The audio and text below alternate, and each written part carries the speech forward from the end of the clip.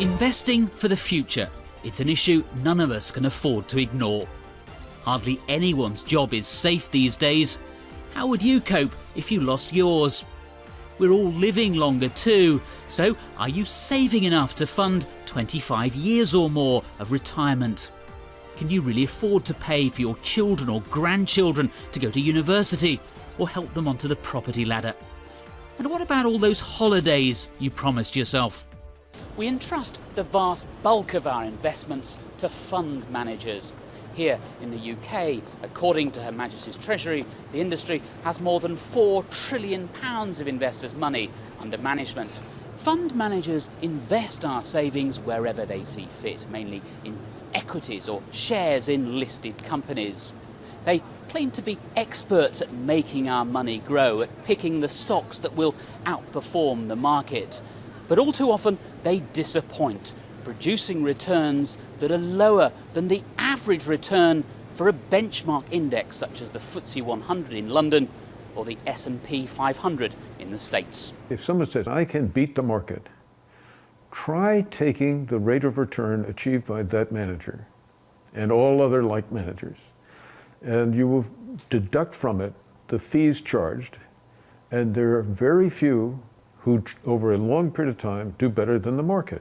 Well, the best study I know of was one carried out in the States over 35 years, from 1970 to 2005. That looked at 355 funds. Just 9 of those funds beat the index by 2% or more over that period, and just 3 of them showed sustained outperformance. Now, a study in the UK of 1,200 funds over 3 years, finishing in March of 2011, showed that just 1.3% of those funds were in the top quartile for all 3 successive years. For veteran investment guru John Bogle, the problem is simple. Fund managers just aren't as smart as they like to think they are. I came into this business when I was at Princeton, and I worked for a brokerage firm in the summer. And one of the old runners said, Bogle, I'm going to tell you everything you need to know if you're going into the investment business. And I said, what's that, Raymond? And he said, nobody knows nothing. And that's true. We don't know what the future holds. We have all these opinions out there, and we've got to say, I'm smarter than everybody else. And that just isn't going to happen. As it means trading against the view of numerous market participants with superior information, buying or selling a security is effectively just a bet. So, whilst your fund manager might lead you to believe it's his knowledge or intelligence that enables you to beat the market, he's really no better than a gambler. There's a wonderful human spirit that says, I can do better. That's why we have gambling casinos, which is a marvelous place for people who own the casino to make a very substantial amount of money over a long period of time by entertaining people in the cheerful belief that somehow luck is going to come their way. Same thing's true of investing, that advertisements about investment opportunity always show that there are great successes right around the corner. You could have it too. This could be done for you. You could be a winner. The sad reality is that the quantitative analysis of the hard data would lead to the conclusion that that's just not going to happen very often for very many. And for most people, most of the time, it's going to be just the reverse. We can't systematically all pick the winner. So the challenge now is, okay, can I find those great active managers? In fact, I don't actually argue there are no great active managers. I'm willing to say, yeah, maybe there are some out there. My problem is I don't know how to identify who they are. It's absolutely possible for active fund managers to beat the market and to beat the market consistently over time. But there's also the question of probability. And when you assign a probability to a fund manager beating the market consistently over time, it's very, very low. So you might be lucky enough to choose the right fund manager, but you could just as easily pick the wrong one. According to the financial services company Best Invest, there are currently nearly £10 billion of UK investors' money languishing in what it calls dog funds. In other words, funds which have underperformed their benchmark index for at least 3 consecutive years. Ultimately, of course, fund management companies are businesses. They exist to make money for themselves. They want our business, even if it means persuading us to invest in funds which the managers themselves wouldn't risk putting their own money in. Occasionally in the tube stations, you'll see one of those big posters with, Stellar Growth Fund, make your money reach the skies. And I laugh. I look at these and I think, yeah, right, yeah. Honestly, because these funds, they're rubbish. I mean, really, the vast majority of them are rubbish. They will put out any product that they think the public will buy, whether the companies have any belief that that product is any good, because the idea is to gather assets. The idea is to bring in as much money as you can and manage it. And if that product fails, you could then take that money and convince the client to go into a different product that you're coming out with. Back in the 1990s, the turnover of mutual funds was only about 3% per year. Now it's up to almost 6% per year, so it's almost doubled. So, to summarise, regardless of the impression they like to give, fund managers regularly produce less than the average market return. Buying and selling shares is little more than a gamble, and strong returns are often down to luck. It's harder than ever before for a manager to outperform the market consistently. Commercial pressure means fund managers often advertise funds they wouldn't choose for themselves. And remember, although there are good managers out there, picking the next star manager is almost impossible. It's now time to look at what it actually costs to invest. Like all businesses, fund managers have overheads. Running a fund management company isn't cheap, especially when the top managers earn around £2 million a year, including bonuses. And remember, it's you, the customer, who picks up the tab. How expensive is active fund management for the manager? In other words, what are they spending your money on? Well, part of it is actually the costs of research and the costs of trading. The other major component, which is important in any retail fund, is marketing. To me, most of these investment companies are just purely marketing companies. Let's set up a fund, let's see what we can sell, and it's never really about what's good for the investor, it's about what's good for the investment company. Ultimately, fund managers need to make a profit.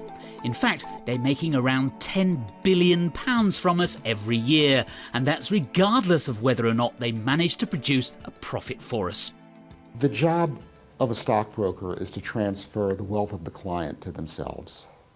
Typically, they extract in the range of 2 or 3% of their assets per year from the clients, and if you do that over a period of 20, 30, 40 years, eventually your broker winds up with more of your assets than you do. We all get a return from the stock market in the long run. Now, let's say for the purpose of argument that that's an 8% return. But we in the markets get the net return after the insanely high costs of financial intermediation. And those can be as much as, say, 2% a year. Wall Street, if you will, in America, gets 70% of the return and puts up none of the capital and takes none of the risk. And we get 30% of the return, we investors as a group, there's no way around this, for putting up 100% of the capital and 100% of the risk. That is just crazy. Part of the challenge is working out exactly what we are being charged. Investors typically use something called the Annual Total Expense Ratio, or TER, to compare the cost of investing in different funds. But the TER excludes dealing commission, stamp duty and other turnover costs that can add considerably to the expense of investing over time. So, in addition to those hidden charges, what else are we as investors having to pay? And more importantly, what impact do charges have on the value of our investments in the long term? You might be looking at 1.5% per annum or more in management fees. It doesn't sound very much, but if you're talking about an investment strategy lasting over 20 years, it's a large amount of money that you're actually paying over to the fund manager, and you want to make sure that if you are doing that, you're getting what you're paying for. Studies are being carried out, and the FSA is very active in this, on emphasising that one of the main determinants of longer run wealth destruction is the charges. Now, people tend to underestimate the effect of, say, a 1, 2 or 3% charge each year is a very substantial reduction in the wealth. And the bad news doesn't stop there. Despite a marked increase in competition, management charges in the UK have been steadily rising over the last 10 years. Charges are an insidious component of the investment proposition, and you know, for every pound that you pay out in charges is a pound that doesn't go into your pocket, which compounds over time. And what we've actually seen, and recent research shows, is that fees in the UK are actually going up rather than going down as they are in the States, and at an absolute level they're higher than they are in the States. And you know, I think there's a lot of talk about charges and fees and fee structures, the impact of fees. This is an argument that they've been having in the States for a long, long time, but it's only just really beginning to be held seriously in the UK. There are some encouraging signs for consumers. The FSA's retail distribution review will require fund managers to be fairer and more transparent when it comes to charges. In the meantime, investors should be on their guard. I don't think the financial services industry cares really about just how much the general population despises and distrusts them. They have really not learnt the lessons that they should have learnt. I think it's endemic, actually, to the financial services industry that they lie, they dissimulate, they use smoke and mirrors to make us think that something's going to make us money when in fact it's going to make them money. We are very cynical, and frankly we are right to be cynical. So, in summary, fund managers have large overheads, not least salaries and bonuses, and you pay the bill. Over time, charges that sound modest can seriously erode your savings. Many of the charges that consumers incur are hidden in the small print. And to add insult to injury, fund management charges have been rising year on year. So conventional active investing, in other words, paying someone to pick your investments and decide when to buy and sell, is expensive. And as we've also heard, only very few managers are able to outperform the market consistently. But is there an alternative? A strategy that costs us less but produces a higher than average return after costs in the long run? Yes, there is. It's called passive investing. Passive investing is really more about the vehicles of choice for a given investor. So it's about using index funds as opposed to trying to select active managers that may or may not ultimately best their market benchmark. If you take a passive fund that's going to follow the FTSE 100, the person running that fund buys shares in every single one of the 100 companies within the FTSE 100. So it directly follows or replicates the index, is sort of the jargon that's used, as opposed to an active manager who will say, I'll only pick 20 shares, which I think are the best 20 in the FTSE 100. You're then relying on the skill of that fund manager to find the best 20. Mathematics tells us that the average active investor and the average passive investor in a market where all of those investors equal the market should earn identical returns net of fees. Now, when we subtract the fees from those products, what we see is because passive funds are inherently less costly to operate, they tend to outperform active funds over time. Although it accounts for only a small share of the wealth management industry in the UK, passive investing is much more popular in the United States. American academics have made a compelling case for it since the 1950s. In the 60s, economist William Sharpe developed the capital asset pricing model, for which he was later awarded a Nobel Prize. It has to do with the relationship between the price of a security, its risks, and its expected return. And there are really sort of two key takeaways, if you will. One is that in that setting, the most efficient strategy for an investor is to hold basically a broadly diversified portfolio reflecting the market of securities that are available. And that gave birth to the notion of index funds. And the second is that there will be a reward in higher expected return, not guaranteed, but expected, for bearing risk. But the kind of risk for which the reward should be available is the risk of doing badly in bad times. After the capital asset pricing model came the efficient market theory, developed by Eugene Farmer and Ken French. The idea being that shares are always priced correctly because they already reflect everything that's publicly known about a company. More and more Americans were beginning to realise that paying a manager to buy and sell individual shares was a waste of time and money. Market efficiency is the idea that market prices adjust very quickly to new information. And theoretically, one would believe that market prices would incorporate all the known information that's available. And so if that is mostly true, which I think it is, then it's very unlikely that any investment manager or investment fund or group will be able to have the knowledge and information to consistently take advantage of market errors. That doesn't say that other investors are stupid when they go out and hire active. What it says is if there is somebody who hires a successful active manager, there must be somebody else who's hiring an inferior active manager.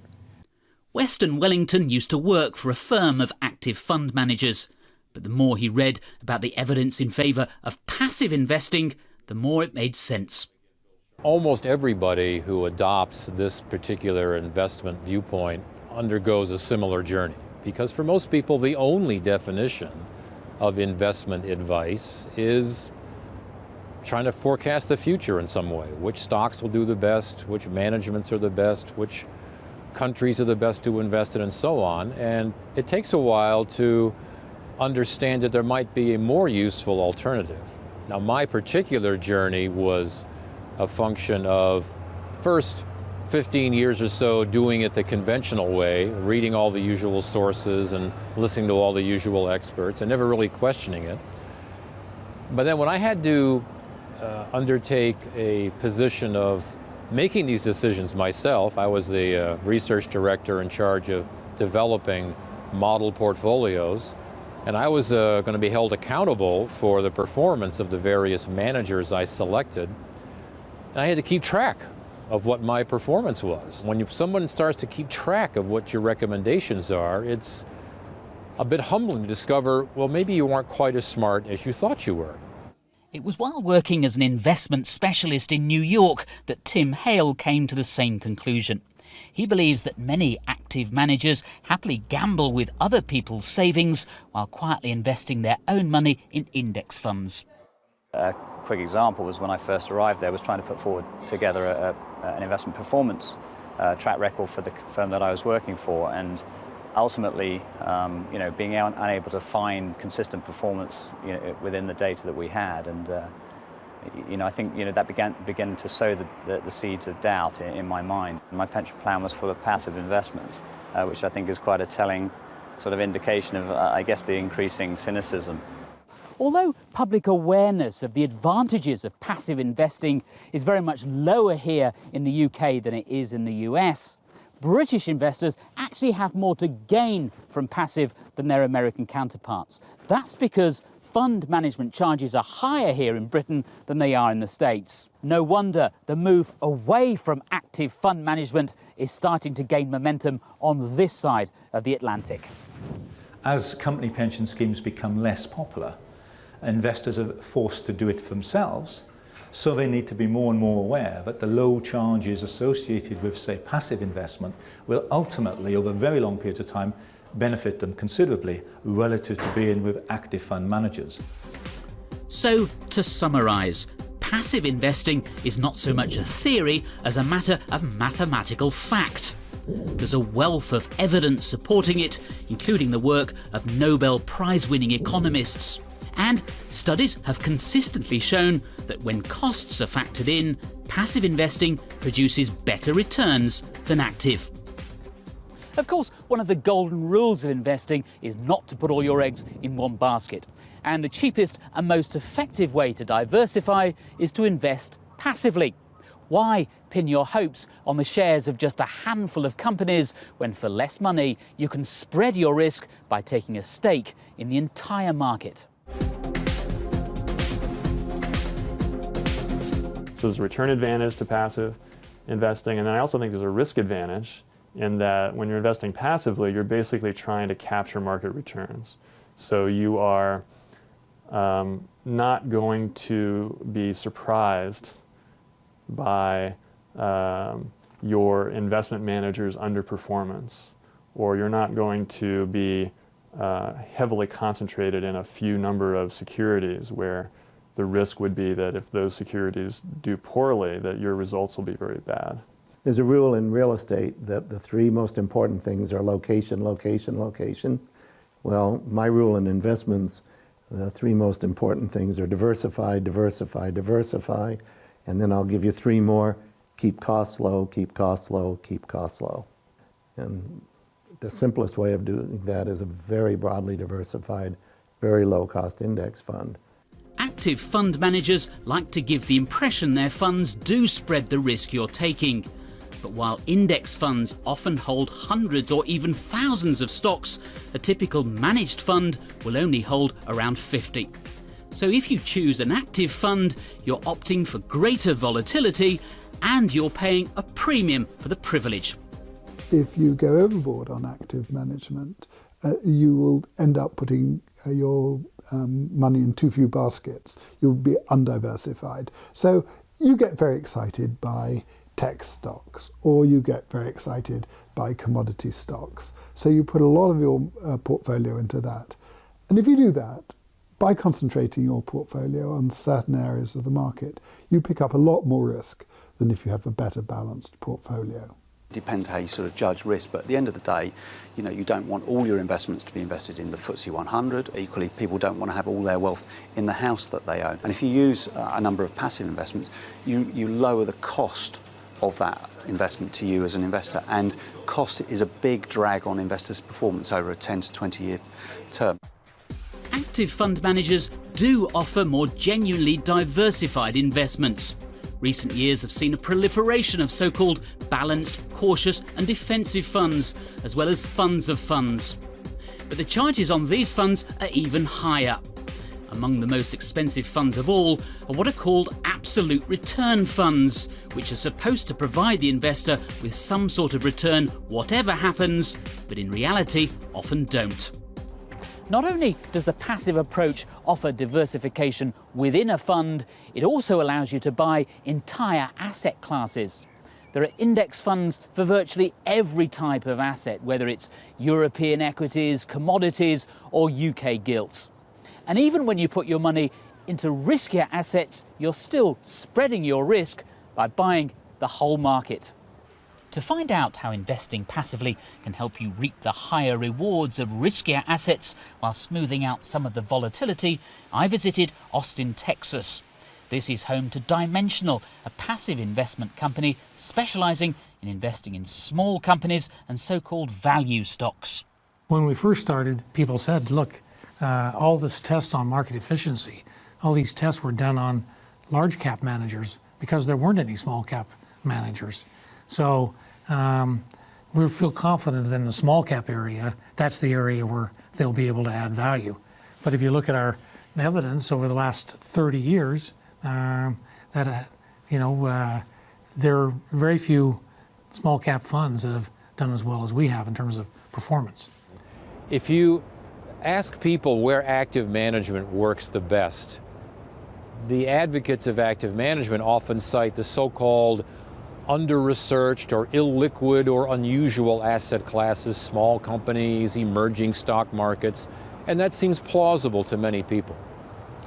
Well, if we look for the last 10 years, for example, at least among U.S. registered equity funds, putting aside sector funds like those just investing in gold or just investing in one single country like Russia, if we look at diversified equity mutual funds, the best performing mutual fund is an emerging markets value fund. all the active money managers are out there. They could have bought these same securities, several thousand of them that comprise this dimension of risk and return, but for whatever reason they chose not to. So it was a passive emerging markets fund focusing on this value risk dimension that, as it turned out, had the highest return among all diversified equity funds for that 10-year period. An argument often put forward by proponents of active fund management is that when asset prices fall, they often do so across the board.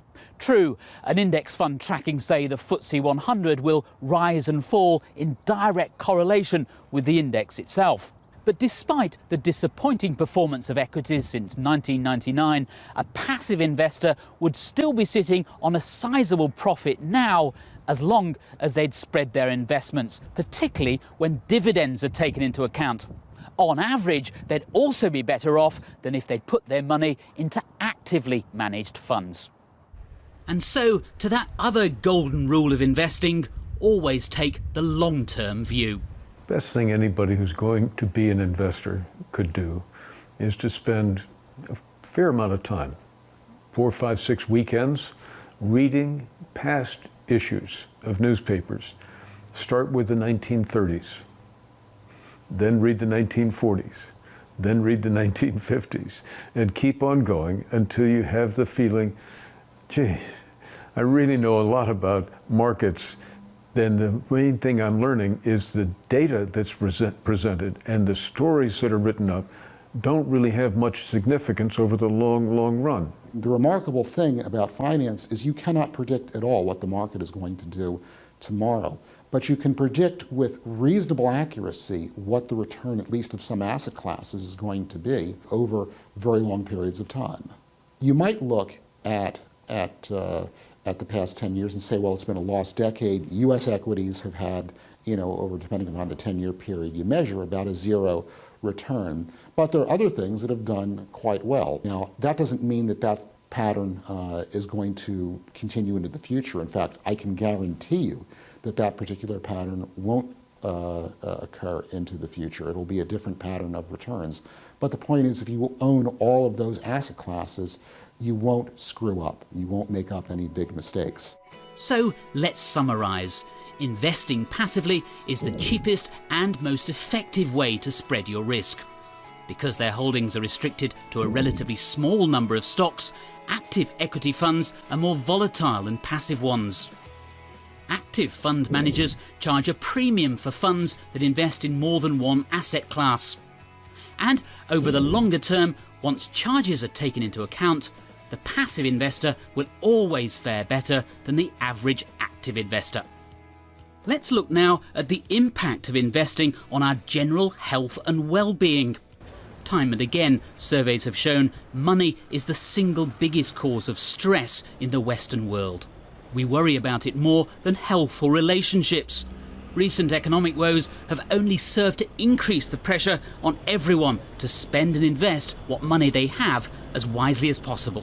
Investing, or anything really which involves reward, activates pathways in the brain which secrete pleasure chemicals, what we call endorphins. So when you're feeling a bit of a high or a buzz from having anticipated a reward or thinking about you're going to make some money, you're going to get a very good rush of these pleasure chemicals in the brain. What happens is that people get almost addicted to that rush and they want to get more and more of it. But the downside of it, of course, is when they lose money or things don't turn out as planned, there can be a huge dip in the feelings and in the chemicals that are secreted in the brain. I'm thinking of someone I saw quite recently, and in fact he hadn't told his wife about, some of his investments. And I mean, they're going to have to sell the house, kids' education is going to be affected, and I think the marriage is really seriously under threat now. Because this guy wasn't very upfront about what he'd been doing. He thought investing was going to be a solution to many of the problems he was experiencing, but in fact it wasn't a solution. It's become a huge problem. We've already established how passive investing is better for you financially in the long term, but it can also spare you unnecessary stress. Of course, financial markets are bound to go up and down, but as long as you've taken care to spread your risk across different asset classes, there's no need at all for your mood to go up and down with them. With the active path, there's always a self-doubt. I knew I should have done this. I knew I should have gone out there. There is a certain transformational experience that goes on with accepting the notion of market efficiency, which it gets to be, let's call it an aha moment, where people go, aha, that's the way markets work.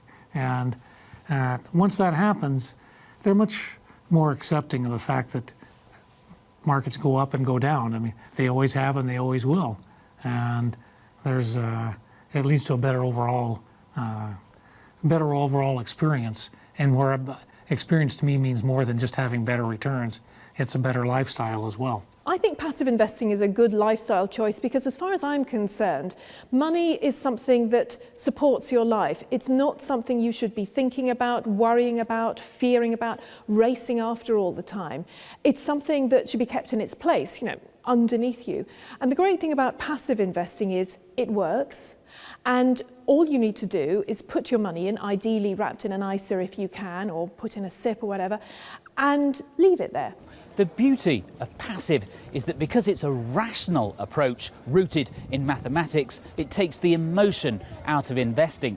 Emotion, you see, can seriously damage your wealth. It is human emotion, it's behaviour that drives stock markets up and down. Take away that sort of irrational behaviour, as it were, and you get a more sort of sensible level of investing, which is the way most people invest. They invest over time, 5, 10, 20 years. Well, we have to remember that the media doesn't like neutral stories. They only like the rather extreme stories. So it's easy to get swayed by the media. And of course, men are avid readers of financial pages, and we know that women aren't. And there may be something in that because men also are more likely to react to what they read, to talk about it again with perhaps peers and colleagues, and to feel that they have to act upon it. And I think the secret of the good investor is probably to be able to tune out a lot of what goes on in the media because it probably isn't particularly useful. We tend to want to be in tune with the people around us because human beings are such social creatures. And again, the reason for that is evolutionary.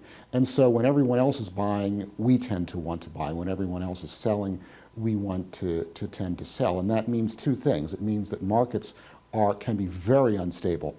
If everybody's buying at the same time and then it turns around on a dime and everybody starts selling at the same time, you get a great deal of volatility. And then you also wind up doing the wrong thing at the wrong time. By constantly buying and selling the funds or buying and selling individual stock, that ratchets up the costs even more. Our philosophy is you rebalance according to the way the portfolio should be sitting. So what I mean by that, if you're supposed to hold 40% in equities and 60% bonds, and it goes to 50-50 or 30-70, that triggers a rebalance. And the beautiful thing about rebalancing based on percentages, it takes away the emotion. I think a passive approach to investing is a way of protecting yourself against some of this unnecessary stress that people get from over-churning, over-monitoring their investments. So really, a good plan that's only visited perhaps by an annual review will be enough, and you can spend the rest of your time enjoying your life and doing things that are less stressful. So, to sum up, money worries in general and poor investment decisions in particular are major causes of stress. Rational analysis produces sensible investment decisions. Emotions lead to bad ones. And for better returns, stop fretting about your investments and enjoy life. An annual review is all you need. You might be thinking this all sounds just too good to be true. Passive costs you less money, and yet it offers you ultimate diversification. It's good for your health and ultimately your wealth. But if passive really is superior to active in so many ways, why aren't more people doing it? Let's find out.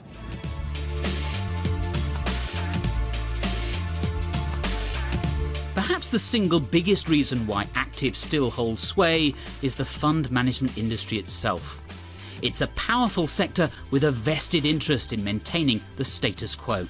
When you have a market that's $1 trillion, And they're able to scrape off $20 billion a year or 2% per year from that to feed themselves. They don't want to give that up. So there's an awful lot of marketing and a lot of convincing of the public that they need active managers, that they need to pay 2% per year. It's all about keeping the money in the pockets of the people who are creating the funds as opposed to putting the money in the pockets of the people who are taking the risk. Of course, the industry spends vast amounts on advertising. The news media might also play a part in making us invest the way we do. There is quite a bit of evidence that when you're dealing with very complex issues such as investing, that the complexity is so severe that people end up just going with quick hunches. And you have a whole industry out there, the finance industry, that is built on it's built on an illusion that that there's a free lunch out there. That's what you're being sold every day in the magazines, because a magazine can't make money saying, you should be passive and do the same this year as you did last year. We could have an article week after week after week telling people, passive investing, that's the way to go. That story gets old. There's no news here. Versus, I'm trying to write an investment story. This week, I have this really beautiful, articulate woman who's got a strategy. Next week, I've got this really handsome, outgoing, gregarious guy who has a strategy. They all make the cover of my magazine, makes it much more interesting. Versus me, put me on the cover, you're not selling anything. There's another explanation, I think, which is overconfidence. There is a mountain of literature from the psychological field explaining that people, for whatever reason, exhibit this persistent behavioral characteristic.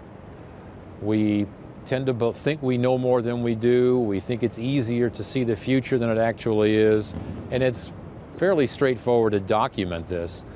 What's more interesting is that the research also tends to show that even when you point out these behavioral biases to people, they continue to engage in it. I think passive investing is less popular than using active managers because in many ways it seems inherently defeatist.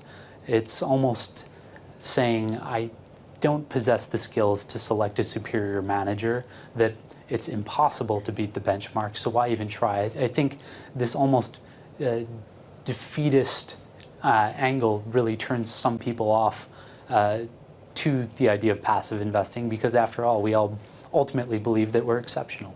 Even with the knowledge, that passive investing is better, a lot of people still won't adopt it because they like to think they can do better. It's human nature. Everybody thinks they're a better than average driver. And in the same way, they think that they can pick a fund better than anybody else. For others, the main reason why active investing is still far more popular than passive is a simple lack of awareness among the general population. Primarily, I would say it's a lack of education. But then secondly, passive funds, because they don't make much money for the financial companies, while they do make money for us, they're really not promoted. People are simply confused. Most people don't get the opportunity to hear that, active investing is clearly a negative-sum game. Just an adding up constraint, no science, just arithmetic.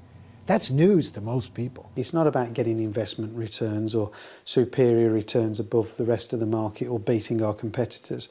Our job is to educate the general public. And I do believe over the next 10 to 15 years, the general public will realise that the only way to have a successful investment experience is to own as much as the market as you can, be well diversified, and make sure that you sit in a really, really diverse portfolio with substantially reduced charges. In summary then, the largely self-regulated fund management industry has a vested interest in maintaining the status quo. Human beings have a tendency towards overconfidence, and that's reflected in the way we invest. And while active funds are widely advertised, passive funds aren't, and nor do they command much media attention. So what does the future hold for the passive approach when fund management companies are spending vast amounts of our money trying to convince us that active is best? Can passive really challenge that perception people have that if only they find the right manager, they will beat the market? Well, actually, passive has been growing in popularity in the United States for many years, and all the signs are that it's starting to take off here in Britain as well.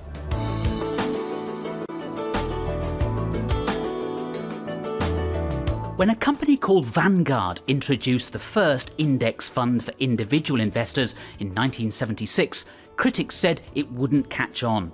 It's now one of America's largest investment companies with more than $1.5 trillion of assets under management, and it's expanding worldwide. When we first opened our London office in 2009, we had 3 employees there. And I think in the first couple of months, there were 100 different articles written about us coming to the UK. And I said that was the best press coverage per employee of anywhere in the world. And what it really underscored for us was, I think the British financial press saw, we call it the Vanguard effect. Bringing somebody like us into the market would put a much more focus on cost, diversification, quality of service, and so forth.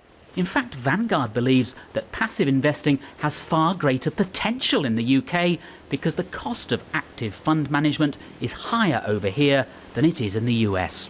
Investors in the UK are paying very high costs to gain exposure to the market. We're very excited about our opportunities to expand here because we think by offering a very low-cost way of gaining exposure to the marketplace will provide a great service to investors. I think passive investing is going to it's going to go through one of these exponential growth periods. That's really our bet in the UK. I think it would not be surprising to me that if that's 7% of retail assets that are currently passively managed double in the next decade, that would not shock me at all.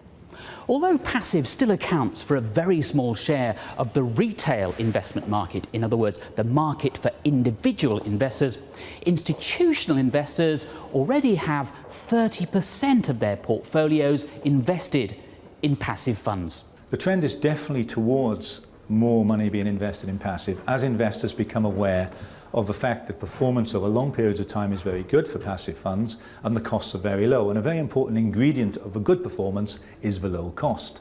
And the research has suggested that low cost is in fact a good predictor of future performance. One of the companies helping individual investors to take advantage of the lower costs and higher than average returns offered by passive investing is Barnett Ravenscroft Wealth Management. We got together and we decided that we needed to assess everything properly, and we took time out over a period of about 2 years. We were just looking through all the academic research that was available, and it became evident, after looking at what was out there, that the passive approach was best not only for Barnett Ravenscroft as a firm, but for all our clients. I think for once we've actually got to say, what are we in this business for? Is to service the client and make sure that they're the ones that are successful. It's not about that client's got X amount of pounds, let's take that money, oh, and look at the benefit to us, look what we can charge them. If we can focus on giving the best investment experience, we'll keep the client for life, they'll work with us for life, they benefit and indirectly we benefit. There are also signs that the media is becoming more receptive to the arguments for passive investing. Several independent internet sites, which, unlike the financial press, don't rely on fund management companies for advertising revenue and can therefore say what they really think about active funds, are also starting to recommend it.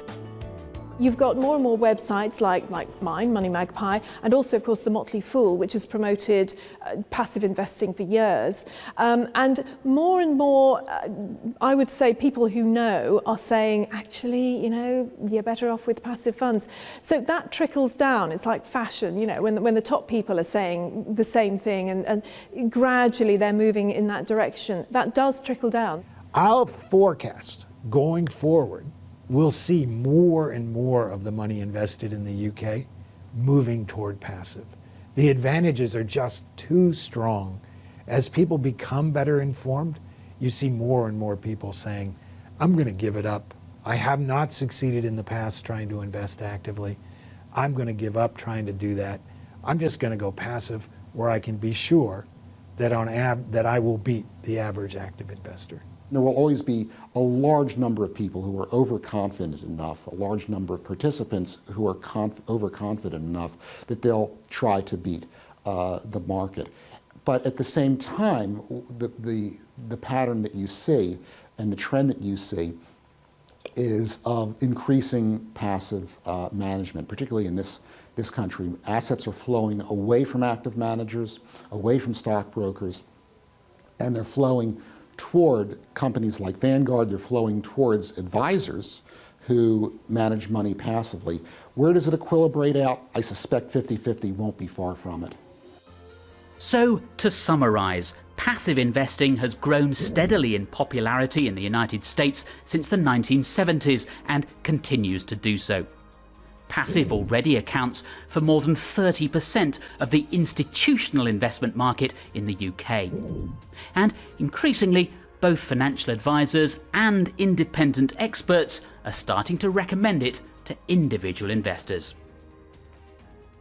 In 1973, an American economist named Burton Malkiel wrote a book that's become a classic. It's called A Random Walk Down Wall Street. Now, although he backed it all up with detailed statistics, charts and studies, his argument is a simple one. You can't predict share prices. If you do manage to beat the market, it'll be more than likely down to luck. Even then, transaction costs will likely cancel out any extra returns you make. As for picking the next star fund manager, you might as well forget it. To quote the author himself, a blindfolded chimpanzee throwing darts at the stock pages could select stocks as well as the experts. In the intervening 30 years, the fund management industry has poured scorn on Malkiel's theory. But no one so far has managed to disprove it. Now in his 70s, very wealthy, Malkiel is more convinced than ever that passive investing is the rational choice for every investor.